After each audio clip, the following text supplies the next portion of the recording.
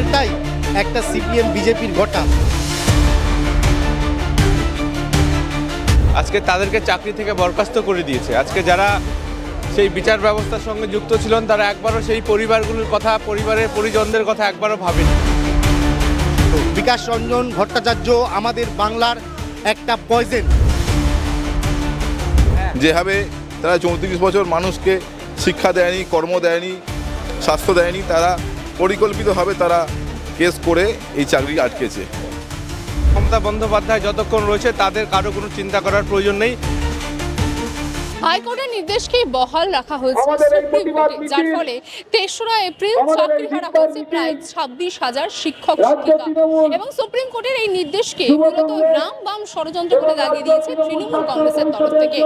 যেই প্রতিবাদকে বা বলতে পারেন যে দাবিকে সামনে রেখে আজকে মূলত ধিক্কার মিছিলের ডাক দিয়েছে পশ্চিমবঙ্গ তৃণমূল কংগ্রেস ছাত্র পরিষদ এবং যুব পরিষদ।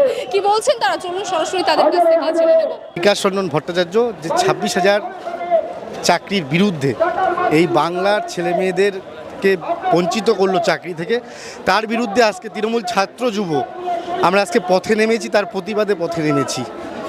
কিন্তু আমরা দেখতে পাচ্ছি যে মুখ্যমন্ত্রীর সঙ্গে বৈঠকের পরে একটা অংশ যারা শিক্ষক শিক্ষিকা রয়েছে তারা কিন্তু মূলত রাজ্য সরকারকে এই চাকরি চলে যাওয়ার জন্য দায়ী করছে। এটা হচ্ছে সিপিএম বিজেপির জোট করে যেভাবে মমতা বন্দ্যোপাধ্যায়কে আক্রান্ত করা হচ্ছে এবং বাংলার ছাত্র যুবদের যেভাবে আক্রান্ত করা হচ্ছে, এটা টোটালটাই একটা সিপিএম বিজেপির ঘটা। মমতা বন্দ্যোপাধ্যায় এই বাংলায় যেভাবে উন্নয়ন করে চলেছেন তার বিরুদ্ধে একটা বড় চক্রান্ত করেছে সিপিএম এবং বিজেপি।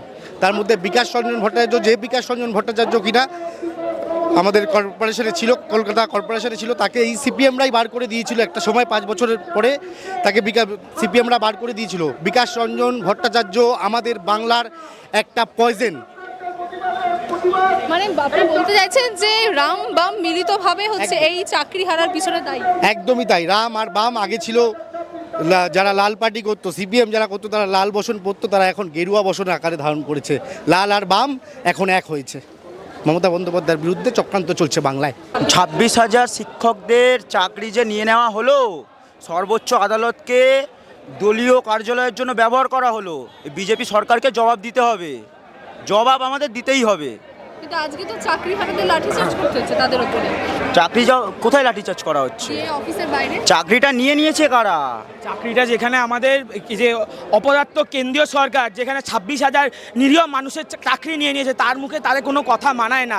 সেই তাদের প্রতিবাদের জন্য আজকে আমরা রাজপথে নেমেছি। তাদের জন্য এই ২৬,০০০ মানুষের, যাদের প্রত্যেকটা পরিবার, কারোর ক্যান্সার, সেই টাকায় যাদের চাকরি হচ্ছে, কারোর বাড়িতে বুড়ো মা চাকরিটা চলে গেছে, সে ভবিষ্যতে কিছু করতে পারবে না। আর কি করবে?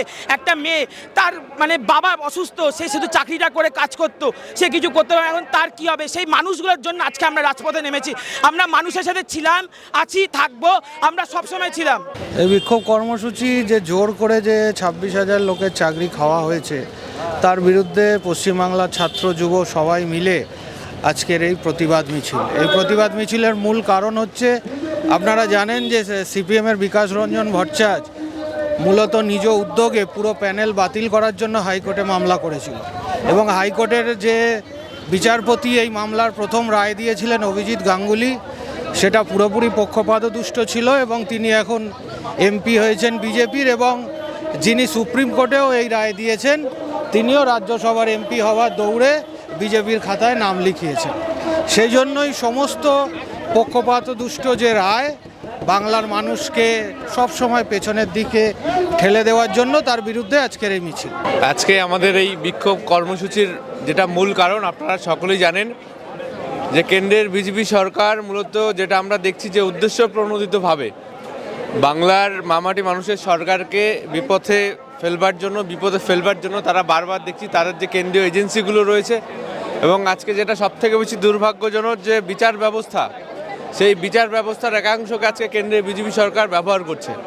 আজকে তাদেরকে ব্যবহার করে যারা ২৬,০০০ শিক্ষক ছিল আজকে তাদেরকে চাকরি থেকে বরখাস্ত করে দিয়েছে। আজকে যারা সেই বিচার ব্যবস্থার সঙ্গে যুক্ত ছিলেন তারা একবারও সেই পরিবারগুলোর কথা, পরিবারের পরিজনদের কথা একবারও ভাবেনি। না ভেবে যোগ্য অযোগ্য কোনো কিছু তারা ক্লিয়ার না করে সকলের চাকরি তারা বাতিল করে দিয়েছে। কিন্তু বলছে এসএসসি তো ক্লিয়ার করতে পারেনি যোগ্য অযোগ্য। যদি আপনারা সুপ্রিম কোর্টের যে রায়টা বেরিয়েছে সেটা যদি ভালোভাবে দেখেন, তাহলে সুপ্রিম কোর্ট সেখানে যে 6,000 7,000-এর মতো একটা সংখ্যা তারা সেখানে বলে দিয়েছে যে এরা অযোগ্য। যদি এটা সুপ্রিম কোর্টের রায়ের ভিত্তিতে যদি আমরা বলি, তাহলে তারা অযোগ্য বলার পরেও বাকি যারা রয়েছে তাদেরকে কেন চাকরি থেকে বাতিল করলো, সেটা কিন্তু আজকে ছাত্র যুব সমাজ এই প্রশ্নটা তুলতে কিন্তু তারা শুরু করেছে।